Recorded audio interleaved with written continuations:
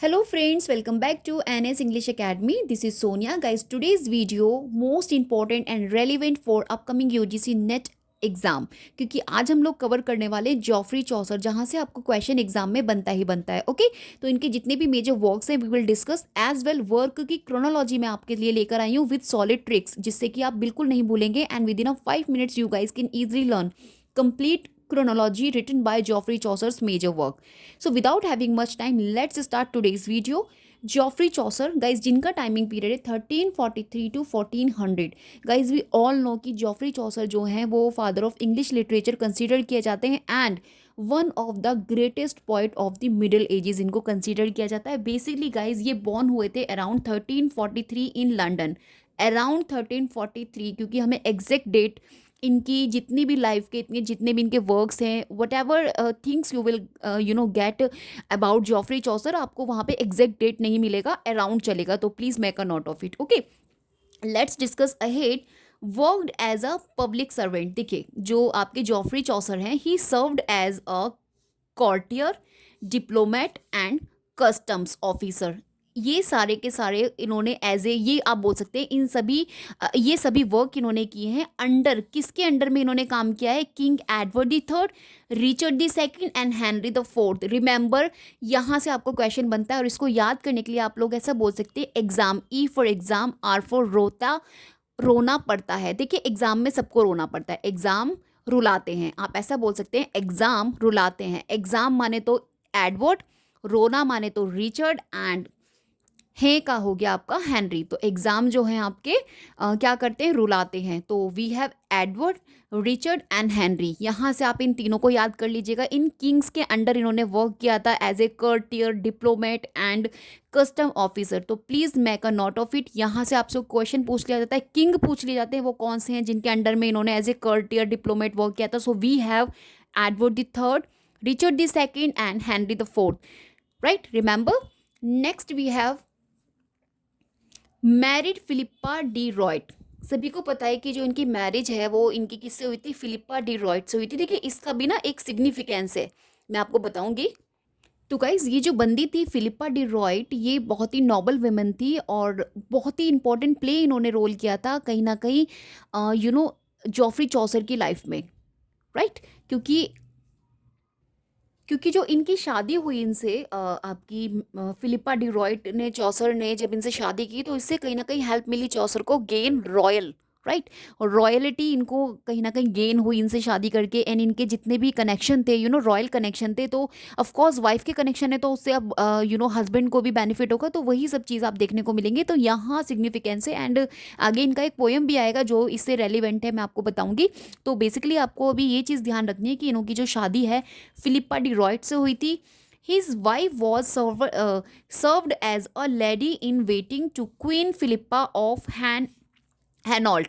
ये हैनॉल्ट गाइज एक प्लेस है जो कि उस समय हैनॉल्ट था। अगर मैं अभी बात करूं तो नॉर्दर्न फ्रांस को बेसिकली हैनॉल्ट कहा जाता है। और वहाँ की जो क्वीन थी उनके अंडर ये काम करती थी इनकी वाइफ जो थी फिलिप्पा डी रॉयट। रिमेंबर, जो मैं आपको बता रही हूँ यहाँ पर, and the wife of king Edward the third. और ये बेसिकली जो क्वीन थी ये किनकी वाइफ थी? किंग एडवर्ड द थर्ड की वाइफ थी, जिनके अंडर आपकी जो जॉफ्री चौसर है इनकी वाइफ वर्क कर रही थी, Philippa. Right, buried in a Westminster Abbey. तो देखिए, जो जॉफ्री चौसर हैं इनको आफ्टर हिज डेथ इनको बरी किया गया था, बरीड किया गया था वेस्ट मिनिस्टर अबे में। What is the significance here? तो गाइज देखिए, जो चौसर थे वॉज फर्स्ट राइटर कंसिडर किए जाए गए जिन्हों को वरीड किया गया था पोइट्स कॉर्नर। इसको पोइट्स कॉर्नर करके बोला जाता है। ये एक ऐसा प्लेस होता है जिसे लेटर डेडिकेट कर दिया गया था ग्रेट इंग्लिश राइटर्स को। तो नाउ यू गाइज अंडरस्टूड कि क्यों मैंने ये आपको बताया है। देखिए, जैसे कि हम जॉफ्री चौसर को ग्रेट राइटर कंसीडर करते हैं, ऐसे ही नहीं करते। हम उनको ग्रेट राइटर इसलिए भी कंसीडर करते हैं क्योंकि ही बरीड, क्योंकि इनको कंसीडर किया जाता था, उस समय भी किया गया था। व्हेन ही बरीड, कहाँ पे उनको बरीड किया गया था? Waste minister Abbey. तो यहाँ से सिग्निफिकेंस मिलता है कि he really a great poet of his time. Right, now let's discuss about literary achievements. अब इनकी लाइफ की लिटरेरी अचीवमेंट्स को डिस्कस करते हैं। देखिए, इसमें कोई डाउट नहीं है कि ये फादर ऑफ इंग्लिश पोइट्री इनको कंसीडर किया जाता है। क्यों ऐसा इनको कहा जाता है? क्योंकि चौसर जो थे उन्होंने पॉपुलराइज किया था इंग्लिश को एज ए लिटरेरी लैंग्वेज। इसमें कोई डाउट नहीं है कि चौसर ही थे जिन्होंने इंग्लिश को पॉपुलराइज किया था जब आपकी लैटिन और फ्रेंच का डोमिनेशन था। उस समय इन्होंने इंग्लिश को कहीं ना कहीं पॉपुलराइज किया था पोइट्री के थ्रू अपनी as a literary language at a time when most poetry was written in Latin और फ्रेंच। आपको पता है भाई डोमिनेट थी ये दोनों लैंग्वेजेस उस समय लिटरेचर में।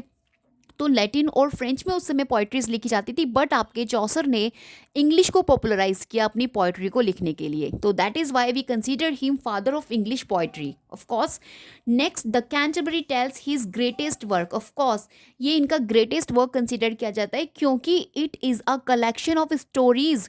इसमें एक स्टोरीज का कलेक्शन दिखाया गया है टोल्ड बाय डिफरेंट पिलग्रिम्स, जिन्हें विभिन्न प्रकार के पिलग्रिम्स ने डिफरेंट पिलग्रिम्स ने on their way to Canterbury, जब वो कैंटरबरी जा रहे थे तब उन्होंने सुनाई थी, स्टोरीज सुनाई थी। तो मैं आपको डिटेल में बताऊंगी। मोस्ट इंपॉर्टेंट मास्टरपीस कंसिडर किया जाता है। क्यों किया जाता है ये मास्टरपीस एंड ग्रेटेस्ट वर्क में आता है? क्योंकि फ्रॉम दिस पर्टिकुलर वर्क आपको 14th सेंचुरी के जितने भी डिफरेंट टाइप्स ऑफ पीपल थे सोसाइटी में, you guys come to know about the कि उनकी सोच कैसी थी, किस तरीके से जीवन वो लोग जीते थे, क्या सोसाइटी में चल रहा था उस समय। Everything you will come to know with this particular single work written by Geoffrey Chaucer. और इसीलिए इस वर्क को ग्रेटेस्ट वर्क कंसिडर किया जाता था क्योंकि कहीं ना कहीं ये वर्क जो था 14th सेंचुरी की जितनी भी आप बोल सकते हैं कैरेक्टरिस्टिक हैं, फीचर्स हैं, वो सभी कहीं ना कहीं इस वर्क के अंदर एक्सप्रेस हो रहे थे थ्रू दी पिलग्रिम्स। क्योंकि जो पिलग्रिम्स होते हैं, जो तीर्थ यात्री होते हैं, वो देखिए कभी भी एक क्लास से बिलोंग नहीं करते, डिफरेंट क्लास से वहाँ पे लोग जाते हैं तीर्थ यात्रा में। तीर्थ यात्रा को बेसिकली आप जानते हैं, हम लोग भी जाते हैं कभी अपनी तीर्थ यात्रा पे, तो हम लोग देखते हैं वहाँ पे काइंड्स ऑफ पीपल होते हैं, सब तरीके के पीपल, अमीर गरीब हर तरीके की सोच वाले आपको मिल जाएंगे। तो बेसिकली ये वो एक ऐसी जगह होती है पिलग्रिमेज जहाँ पे आपको सारे क्लास मिल जाएंगी। तो इस पर्टिकुलर वर्क में 14th सेंचुरी की आपको most of the things you will come to know about this work. That is the reason इस वर्क को ग्रेटेस्ट वर्क कंसीडर किया जाता था। एंड मैं आपको बता दूं इनका जो ये वर्क था अनफिनिश्ड रह चुका था क्योंकि इनकी डेथ हो जाती है। ये इनके वैसे भी जो इनकी लेटर ईयर्स है वहाँ पे कंसीडर किया जाता है। इनके जो चौसर के वर्क हैं वो पीरियड्स में एक्चुअली डिवाइडेड हैं, डिवाइडेड इनटू पीरियड्स। तो ये जो लेटर पीरियड्स आप बोलेंगे इनका, वहाँ पे द कैंटरबरी टेल्स बेसिकली इनके लास्ट वर्क्स में कंसीडर किया जाता है कैंटरबरी टेल्स को। जब मैं क्रोनोलॉजी आपको सजेस्ट कराऊंगी ट्रिक से तब मैं आपको बताऊंगी आगे, अभी आई विल टेल यू। सो अभी इतना ही समझिए। आगे हम लोग बात करते हैं इंट्रोडक्शन हीरोइक कपलेट। और अगर मैं इनकी लिटरेरी अचीवमेंट की बात करूं तो जैसे कि मैंने बताया he is father of English poetry and दो कैंटरबरी टेल है इनका ग्रेटेस्ट वर्क है। एंड इंट्रोड्यूस हीरोइक कपलेट, तो कहीं ना कहीं इन्होंने हीरोइक कपलेट को भी इंट्रोड्यूस कराया हम लोगों में। कैसे? He was the first to use, क्योंकि ये फर्स्ट कंसिडर किए जाते हैं जिन्होंने राइम कपलेट्स को यूज़ किया है आपका इंग्लिश पोइट्री में। Remember the fact I am just mentioning here, क्योंकि यहाँ से आपके क्वेश्चंस बनते हैं इनके लिटरेरी अचीवमेंट्स में। आपको ये things you will have to study. Okay, let's discuss ahead wrote in middle English. तो बेसिकली मिडिल इंग्लिश का यहाँ पे क्या है? तो गाइज देखिए, अनलाइक मैनी राइटर्स, अगर मैं कंटेम्प्रेरी अदर राइटर्स की बात करूँ इनके टाइम में, तो unlike many writers of his time who used Latin और फ्रेंच। बेसिकली गाइज राइटर कौन सी लैंग्वेज को लिखता है? जो लैंग्वेज उस समय प्रोमिनेंट होती है, क्योंकि राइटर एक तरह से आपको उस समय की सोसाइटी बताता है। राइटर का काम क्या होता है? उस सभी चीज़ों को लिखना जो उस पर्टिकुलर पीरियड में, जिस पीरियड से राइटर आपका बिलोंग करता है, उस पीरियड में क्या क्या चीज़ें प्रोमिनेंट है, उन सभी चीज़ों को अपने दर्शकों को बताना, अपने रीडर्स को बताना, ये काम राइटर का होता है। लेकिन चौसर अलग थे अपने राइटर से जो कंटेम्प्रेरी थे उस समय, क्योंकि लैटिन और फ्रेंच का डोमिनेशन था, तो सभी लोग फ्रेंच और कहीं ना कहीं लैटिन में ही लिखते थे। बट जॉफ्री चौसर इन्होंने he wrote in the language of common people, लेकिन इन्होंने कॉमन पीपल की लैंग्वेज के में लिखा, जो कि ऑफ कोर्स आपकी कौन सी लैंग्वेज थी उस समय? English language. So please make a note of it. और इसीलिए इनको बोला जाता है इंग्लिश, कहीं ना कहीं इंग्लिश लिटरेचर को, इंग्लिश लैंग्वेज को इन्होंने एक लिटरेरी लैंग्वेज कंसिडर कराया था बिकॉज ऑफ हिज वर्क। जो एक इम्पॉर्टेंस थी इस इंग्लिश लैंग्वेज की, वो इम्पॉर्टेंस वापस से मिली थी, आप बोल सकते हैं, just because of the work of Geoffrey Chaucer. Let's go ahead. Next guys, use satire and humour. So of course अगर मैं जॉफ्री चौसर की राइटिंग स्टाइल की बात करूँ तो ये जो थे ही मैड फन ऑफ सोसाइटी, तो कहीं ना कहीं ये सोसाइटी का फन भी बनाते थे, द चर्च का भी and human nature in his works. तो कहीं ना कहीं इन आपने इनके वर्क्स में देखा होगा, इन्होंने फन बनाया है सोसाइटी का, चर्च का, as well as human nature का अपने वर्क्स में। तो ये भी एक इनका स्टाइल था, right. Let's discuss influences of themes and themes. हम यहाँ पे बात करेंगे इनके कौन कहाँ कहाँ से ये इन्फ्लुएंस थे एंड इनके थीम्स क्या थे, किन थीम्स पर बेस्ड थे इनके जो बेसिकली वर्क्स थे। तो फर्स्ट गाइज जो चौसर थे आपके इंस्पायर्ड थे by Italian and French literature से, ये बहुत ज़्यादा इंस्पायर्ड थे।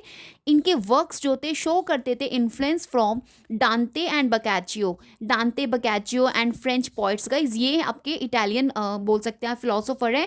तो यहाँ से इनके वर्क्स जो थे इन्फ्लुएंस्ड थे, यहाँ से क्वेश्चंस आपको एग्जाम में मिलता है। तो इनके जो वर्क थे बेसिकली आप बोल सकते हैं इटालियन और फ्रेंच लिटरेचर का बहुत ज़्यादा ये इन्फ्लुएंस था इनके वर्क्स पर। और कहीं ना कहीं ये किनको कॉपी करते थे, डांते एंड बकाचियो, और इटालियन आपके ये फिलोसोफर है and French poets of course he follow in his writings.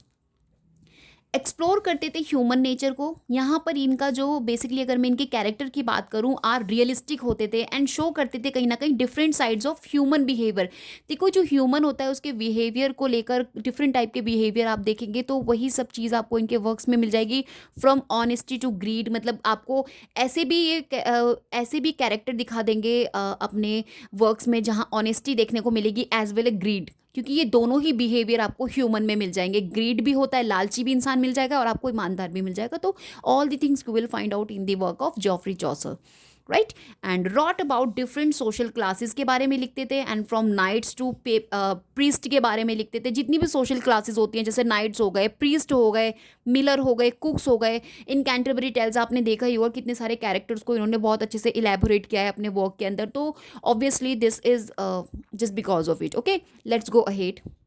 तो गाइस इन शॉर्ट आप बोल सकते हैं कि इनके जितने भी वर्क्स हैं वो इंक्लूड करते हैं people from all walks of life. जितने भी लाइफ में आप देखते हैं कितने भी प्रकार के पीपल होते हैं, सभी की qualities everything you will find out in his works. Okay, Chaucer's blend of story telling. देखिए इनका जो ब्लैंड था इतना सॉलिड था स्टोरी टेलिंग का, जिसमें ये क्या क्या मिक्स करते थे, realism, humour, social commentary, max him one of the greatest literary figure in English history. English history में इनको ग्रेटेस्ट लिटरेरी फिगर कंसिडर किया जाता है, क्योंकि इनका ब्लैंडिंग इतना स्ट्रॉन्ग था बोल सकते हैं कि कहीं ना कहीं रियलिज्म, ह्यूमर, सोशल कमेंट्री सब कुछ ये मिक्सड अप इतने अच्छे से करते थे कि आपको पता भी नहीं चलेगा कि आपने कितना कुछ एक ही वर्क से आपको कितनी सारी नॉलेज मिल रही है। तो दिस इज जो उनको बनाती है greatest literary figure in English history. Let's देख लेते हैं आगे क्या है। इन हिज लास्ट ईयर्स की अगर मैं बात करूं, ही सफर्ड फाइनेंशियल ट्रबल से ये सफ़र कर रहे थे। क्यों? क्योंकि after losing some of his royal pensions, इनको पेंशंस मिल रही थी। जैसे कि मैंने बताया कि ही सर्व्ड एज ए, मैंने आपको बताया एग्जाम, क्या मैंने एक्रोनिम दिया था, एग्जाम में रोते तो ई फॉर एडवर्ड एंड और क्या था, R for Richard and next we have Henry, right. तो ये तीनों के अंडर इन्होंने, इन किंग्स के अंडर इन्होंने वर्क किया था। तो कहीं ना कहीं इनकी जो पेंशन थी अभी वो लूज हो चुकी थी, खो चुके थे। तो अभी इनकी जो लाइफ थी लास्ट में फाइनेंशियल ट्रबल इनको देखने मिला था। He was given a house in Westminster में, जो इनको हाउस मिला हुआ था वेस्ट मिनिस्टर अवे में 1399 में जो इनको मिला था by King Henry the fourth से मिला था, क्योंकि किंग हैनरी द फोर्थ के अंडर भी इन्होंने काम किया था, सर्व्ड किया था एज ए, ये सर्व्ड थे, मतलब कि अभी मैंने पीछे आपको बताया। तो please make a note of it. Okay, so now guys here I discuss chronology list of Geoffrey Chaucer's major works। तो यहाँ मैं लिस्ट लेकर आई हूँ क्रोनोलॉजी, जिसमें मैंने इनके जितने भी मेजर वर्क्स हैं उनको इंक्लूड किया है। तो लेट्स इनके जो वर्क्स हैं मैंने अभी आपको पीछे बताया था पीरियड्स में डिवाइडेड है। तो first we have early period, तो जिसमें इनके अर्ली वर्क्स लिखे गए हैं। तो बेसिकली ये जो इनका पीरियड है वो कहाँ से कहाँ तक फ्लो हो रहा है, 1360s टू 1370s। दीज जो आपका बोल सकते हैं टाइम जो हो रहा है, फ्लो हो रहा है इनके अर्ली वर्क्स में। तो first we have Romaunt of the Rose, this is the early work में कंसीडर किया जाता है। ये 1360s अराउंड इनकी ये वर्क इनका आ रहा है, written around 1360s। Middle English translated from French, ये एक इनका फ्रेंच नॉट इनका, ये एक फ्रेंच वर्क है जो इन्होंने इंग्लिश में ट्रांसलेट हुआ है। तो फर्स्ट इसको ओरिजिनल आप बोल सकते हैं मिडिल इंग्लिश में लिखा गया है, ट्रांसलेटेड इसको कहाँ से ट्रांसलेट किया है, फ्रेंच से इसको ट्रांसलेट किया है मिडिल इंग्लिश में, रिमेंबर। एलेगोरिकल ड्रीम विजन है एंड कर्टली लव इसमें दिखाया गया है, द आर्ट ऑफ सिडक्शन दिखाया गया है and human nature as well medieval romance आपको इसमें देखने को मिलेगा, जो इनका the Romaunt of the Rose. Okay, the Romaunt का मतलब होता है बेसिकली कथा, कथा या फिर प्रेम कथा आप बोल सकते हैं। रोमाउंट का मतलब होता है पुरानी अंग्रेजी में, अगर मैं ओल्ड इंग्लिश की बात करूं देन रोमाउंट का जो मीन्स होता है वो एक लव स्टोरी होता है, ठीक है। जितनी भी रोमांस से रिलेटेड स्टोरीज होती हैं उन्हें हम रोमाउंट बोलते हैं, रिमेंबर, ओके। रोमांस से जितनी भी रिलेटेड होती हैं, तो पहले उसका नाम रोमाउंट था, तो यहाँ से आप याद करके रखिएगा, okay. Next guys work we have the book of duchess, okay.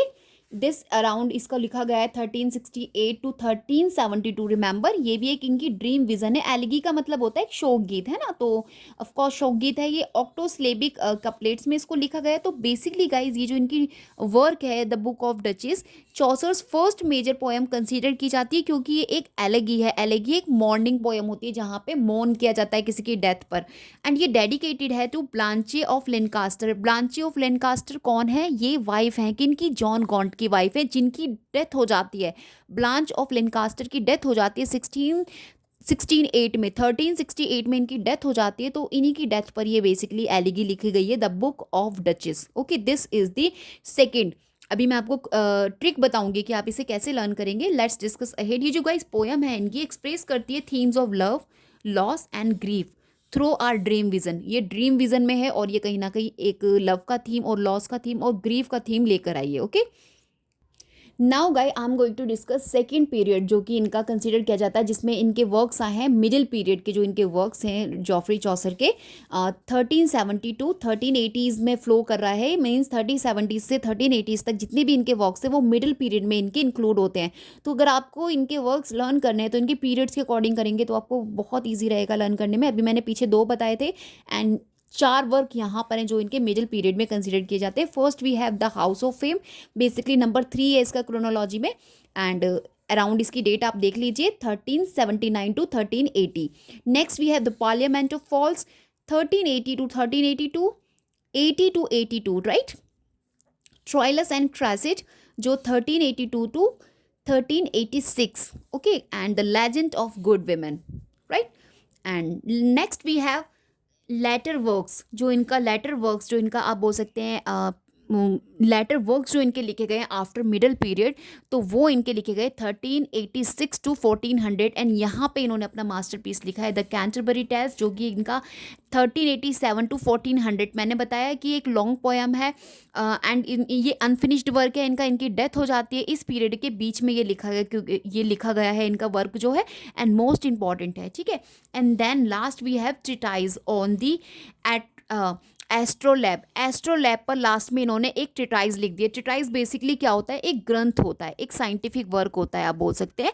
तो ये एक ट्रिटाइज है जो इन्होंने एस्ट्रोलैब के ऊपर लिखा हुआ था, रिमेंबर 1391। तो नाउ हम गाइज जो इनकी ट्रिक है उन्हें कैसे याद करेंगे, लेट्स डिस्कस। तो गाइस यहाँ पे मैंने ट्रिक आपको सजेस्ट करने वाली हूँ कि किस ट्रिक से आप इजीली इनके वर्क्स को देख सकते हैं। देखिए, जॉफ्री चौसर, बेसिकली चौसर ने शुरुआत की है द रोमाउंट ऑफ द रोज। तो ये इनका मैंने बताया था अर्ली पीरियड में इनका सबसे फर्स्ट वर्क कंसिडर किया जाता है। बेसिकली रोमाउंट का मतलब क्या होता है, मैंने आपको अभी बताया, कथा। तो इन्होंने एक कथा शुरू करी, आप बोल सकते हैं एक गुलाब की प्रेम कथा। तो इन्होंने शुरुआत कहाँ से की? जॉफ्री चौसर ने, रोज माने गुलाब, एक गुलाब की प्रेम कथा से इन्होंने शुरुआत की है, जिसे इन्होंने किस में लिखा है? द बुक ऑफ डचेस में।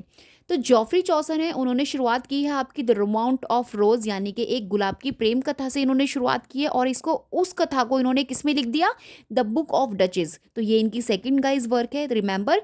तो स्टार्टिंग हो रही है रोमाउंट से, जो रोमाउंट का बेसिकली मतलब है प्रेम कथा है। प्रेम कथा से शुरुआत कर रहे हैं और उस प्रेम कथा को ये किस में लिख रहे हैं? द बुक ऑफ डचेस में लिख रहे हैं, नाम की पुस्तक में ये लिख रहे हैं। उसके बाद जस्ट इमेजिन, आप लोग इमेजिन कीजिए, the house of Fame. The house of fame किसको बोलते हैं? फेम का मतलब बेसिकली क्या होता है? यश, जहाँ फेम, फेमस होना, ठीक है, बहुत ज़्यादा पॉपुलैरिटी होना। तो वो कौन सा हाउस होता है जहाँ पे बहुत ज़्यादा फेम आपको देखने को मिलेगा? तो ऐसा घर जहाँ बहुत सारा फेम हो। Of course guys we have the parliament of fowls. तो पार्लियामेंट ऑफ फाउल्स, पार्लियामेंट एक ऐसा हाउस होता है जहाँ पे आपको सभी तरीके के बड़े बड़े दिग्गज लोग मिल जाएंगे, एक फेम मिल जाएगा आपको पार्लियामेंट में। Of course, am I right कि जितने भी पार्लियामेंट में आप देखते हैं लोग आते हैं, भीड़ भाड़ होती है, तो काफ़ी फेम फेम होता है देखने को, पार्लियामेंट में अगर कोई चीख भी रहा होता है तो सबको पता लग जाता है पब्लिक को। तो यहाँ पे आप बोल सकते हैं द हाउस ऑफ फेम, ये इनका नंबर 3 का वर्क है। एंड 4th क्या है, the house of fame. Fame का हाउस कौन सा है, मतलब एक बड़ा। फेम कहाँ पर मिलती है हमें, पार्लियामेंट में मिलती है। ठीक है, यहाँ तक हमें क्लियर हो गया। बेसिकली इस बड़े पार्लियामेंट में स्टोरी सुनाई जा रही हैं। तो इस पार्लियामेंट के अंदर क्या हो रहा है, इसमें स्टोरी सुनाई जा रही हैं बड़े बड़े लोगों के द्वारा। तो सभी लोगों को स्टोरी सुनाई जा रही है। तो जो पहली स्टोरी है उसका नाम है Troilus and Criseyde. Troilus and Criseyde जो इनकी after the parliament of fowls के बाद इनका वर्क लिखा गया है नंबर 5 में जॉफ्री चौसर का। तो पहली स्टोरी पार्लियामेंट में ट्रॉयलस एंड क्रेसिड की दिखाई गई है, जो क्या है, एक ट्रोजन युद्ध की प्रेम कथा। जो ट्रॉयलस और क्रासिड है, ये क्या है इनकी, जो जॉफ्री चौसर की, ये एक ट्रोजन युद्ध की प्रेम कथा। तो कहीं ना कहीं युद्ध की बातें यहाँ पे चल रही है, इसकी प्रेम कथा यहाँ पे सुनाई जा रही है। और उसके बाद जो सेकंड नंबर की स्टोरी है, देखिए गाइस, जब कभी भी युद्ध की बात आती है, लड़ाइयों की बात आती है, तो आपको पता है कोई ना कोई, अगर मैं प्रेम कथा की, यहाँ पे युद्ध हो रहा है, Troilus and Cressida, of course Trojan war में भी किसकी वजह से आप बोल सकते हैं अल्टीमेट, या जो बोल सकते हैं फाइनल सीन हुआ था, या फाइनल आपको देखने मिला था द लेजेंड की वजह से। वो लेजेंड कौन है, ऑफ कोर्स विमेन। जो विमेन होती है वही कहते हैं ना, हर उसका एक कारण होती है तो युद्ध का। तो यहाँ पे जो युद्ध हो रहा है तो बेसिकली किसकी वजह से हो रहा है, द लेजेंड। तो यहाँ लेजेंड किसको बोला, the Legend of Good Women. तो this is the work written by Geoffrey Chaucer after Troilus and Criseyde. तो पार्लियामेंट ऑफ फॉल्स में बेसिकली कौन सी स्टोरी सुनाई जा रही है, ट्रॉयलस एंड क्रेसिडा की स्टोरी सुनाई जा रही है, जिसके अंदर ट्रोजन युद्ध के बारे में बताया जा रहा है। एंड ट्रोजन युद्ध की बात हो और वुमन को ना पूछा जाए तो ये तो हो ही नहीं सकता। तो ट्रोजन युद्ध में बेसिकली किसका रोल इंपॉर्टेंस दिया जाता है, legend of Good Women, right.